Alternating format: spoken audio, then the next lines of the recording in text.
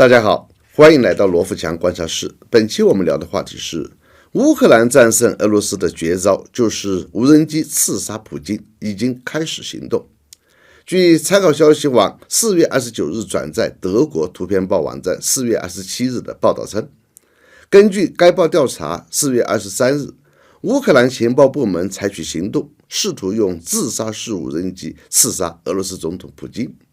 23日，一架自杀式无人机在莫斯科郊外的一处树林坠毁，经核查，这是一架乌克兰最先进的中程无人机，型号是 UJ-22， 航程可达800公里，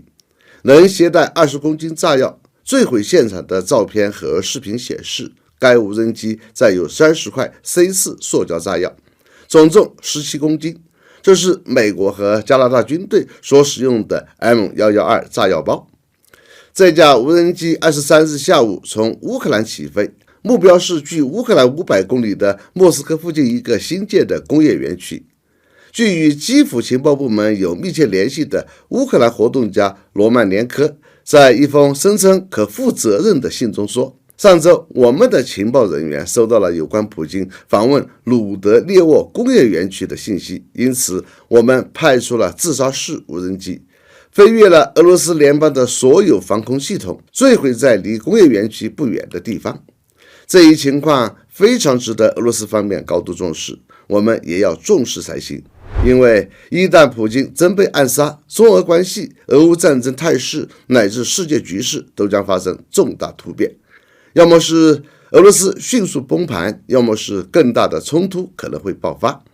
可以这样说，乌克兰方面采取这样的行动，算是找到了能够战胜俄罗斯的唯一办法。从俄乌开战以来，国内很多网民以及一些自媒体账号多次在各类平台上发文、发视频、写留言，坚定地认为乌克兰一定能够打败俄罗斯，而且还是全面打败。这类论点并非出自于事实依据，更不懂真正的军事，而是出自于政治立场，还有一些纯粹就是美西方豢养的水军。那么乌克兰能否战胜俄罗斯呢？我想最起码需要这样3个条件和前提。第一，乌克兰的综合实力远超俄罗斯。有句话说得很对，在绝对的实力面前，什么谋略和战术都是白瞎。形象地说，如果俄罗斯是壮年人，乌克兰只是小学生，无论美西方怎样援助，乌克兰都没法从军事和经济实力方面超过俄罗斯，甚至连接近都做不到。这就是战争胜败的基础，